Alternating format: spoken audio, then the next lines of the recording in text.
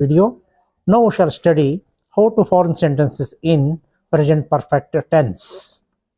ಸ್ನೇಹಿತರೆ, Kannada to English bridge ಚಾನಲ್ಗೆ ಮತ್ತೊಮ್ಮೆ ಸ್ವಾಗತ. ನಮ್ಮ ಹಿಂದಿನ ವಿಡಿಯೋಗಳಲ್ಲಿ ನಾವು ಸಾಮಾನ್ಯ ವರ್ತಮಾನ ಕಾಲ ಹಾಗೂ ಅಪೂರ್ಣ ವರ್ತಮಾನ ಕಾಲದಲ್ಲಿ ವಾಕ್ಯಗಳನ್ನು ಹೇಗೆ ರಚನೆ ಮಾಡಬೇಕು ಅನ್ನೋದನ್ನು ತಿಳಿದುಕೊಂಡಿದ್ದೇವೆ.